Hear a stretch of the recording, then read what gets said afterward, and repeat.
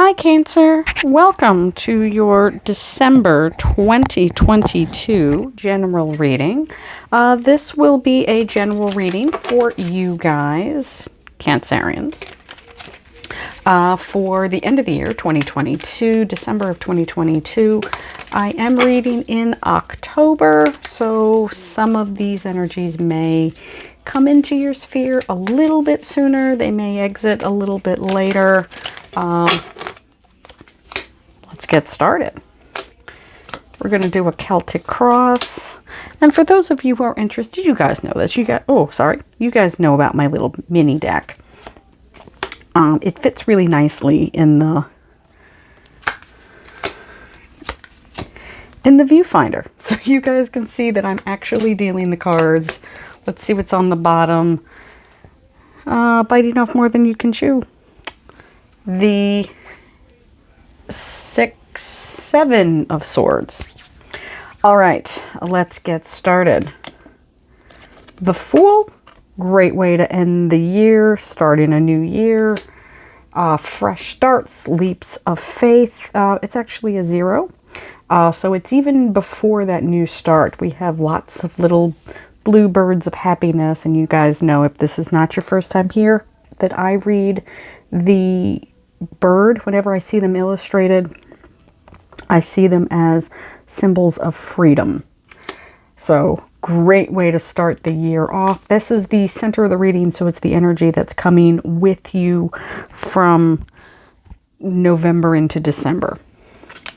That energy is crossed with, the 8 of Wands.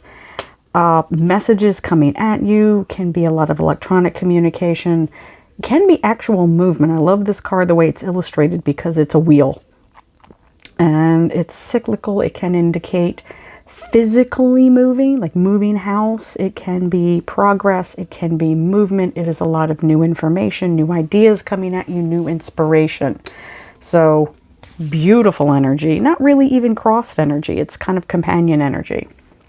Base of the reading, the Empress, Mother Nature, nurturing, wonderful, fruitful, progressive, fertile, great newness. I am loving this, Cancer. Just for you in general. This is all the energy that's coming with you from, say, November into the new month, into the beginning of the new year. Immediate past, we have the 4 of Cups. A surprise. Perhaps there is something that you were kind of neglecting, kind of ignoring, kind of overlooking. But that is just like that little worm out of that apple is just going, oh, hey, you didn't even see I was there. Here I am. Beautiful. Beautiful, beautiful. I'm going to try to keep this really simple because I know it's the end of the year and I'm a Cancerian myself. Actually, I'm a double Cancer. I have a sun and moon in Cancer. So I'm kind of really excited for you guys and for us in general. But I know how hectic the new year and the end of the year can be. Top of the reading, 3 of Wands, optimism, learning. I love that there's a pen listed there. More, introspective energy, because we do have those wonderful glasses. Looking forward, looking for new opportunities, looking for new places and new perspectives. So there's a lot going on here so far. I can understand this card a little bit better now. There's a lot going on. There's, he's let go of those 2 swords a little bit too much. There's a lot going on. So just remember that. Take that as a guide. Like, make sure that you're able to handle everything. Because again, there's a lot of responsibilities. If it feels like there might be too many responsibilities, too many parties at the end of the month or end of the year, a lot of you guys are empaths and you need those social batteries recharged. So please keep that in mind. That card makes a ton more sense now. Immediate future, 9 of Pentacles. This is my Rihanna card. This is my self-assured, I've done this, I put this aside, I've got my own plans going forward, my own money, my own wealth, my own ideas, my own security, my own stability. I am enough. A lot of the 9s, all of the 9s are solitary cards. So again, Cancerians tend to go into our little shells, and it's not the end of the world if you stay home on New Year's Eve. It's not the end of the world if you're not out at a store on the day after Thanksgiving. I'm an American, so we have a tradition of Thanksgiving Day on Thursday. That's the big meal. A lot of places start their full swing holidays the day after Christmas, or I'm sorry, the day after Thanksgiving, which is usually the last Thursday of November. So if you're alone, if you're spending time by yourself because you need to, that is not the end of the world. All of the 9s are solitary cards. So if you need to recharge, you have this. If you aren't spending a ton of time and a ton of money on other people this year, and you're investing in yourself, be it time, be it money, be it resources, that's fine. Nothing says you have to go absolutely overboard for absolutely everybody. Internal influence.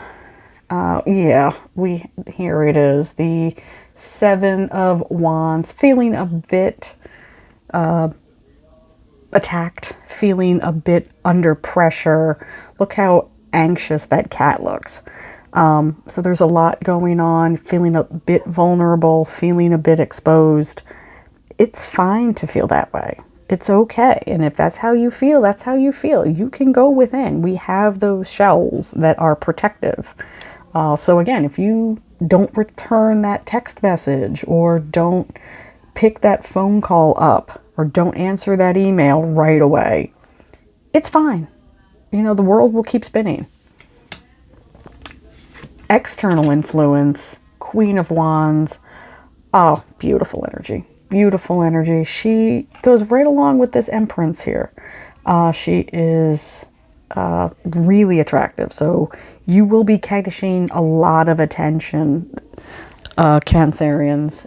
So if you're looking for newness in any type of sphere, this happens to be the Wands. So it is inspiration. It is passion. If you're looking for that, you're going to be getting a lot of attention, and it can be overwhelming, and it's okay to back off. So there's going to be a focus on you. And if it's too much, it's too much. No harm, no foul. Hopes and fears. The Moon. Piscean card, but it does really represent all, at least when I read them, all of the water signs. Specifically Pisces, but really all of the water signs.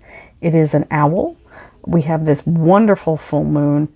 And like we talked about, there is a freedom when it comes to the moon. It is a reflective energy. The moon reflects the light of the sun. So that's how we get beautiful moonlight. It's reflecting sun from the other side of the earth. So it is reflective energy. It doesn't produce its own light. It's almost like a mirror. It's holding a mirror up to whatever you need, to have given back to you. However, you do want to keep in mind and be mindful that things at night are not as clear and cut straightforward as they are during the day. There's a lot of shadow. There's a lot of distortion in a mirror. Like if you've ever been to a fun house, those mirrors are warped and they're disorienting. So while there is a lot of freedom with that reflection, people like to have good things, given to them and shown back to them. If you want a lot of attention and you get a lot of attention, fine, you're putting out that energy. Beautiful. I love that. I love that for you. just make sure that it's everything that you are, that you're putting forward is healthy. And again, make sure your I's are dotted, your T's are crossed. You guys know with the moon, things are, like I said, a little bit distorted. That mirror energy, that funhouse energy.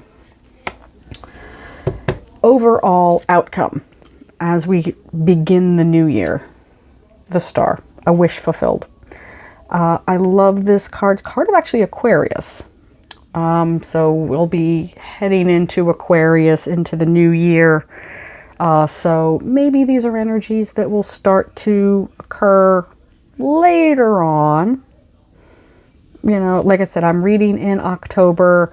This reading will go up in November, but it is for December, and this is in the future position. So maybe early 2023, you'll start to see whatever this newness was, whatever this progress was, whatever was being ignored, whatever was being overlooked, might bear a good bit of fruit.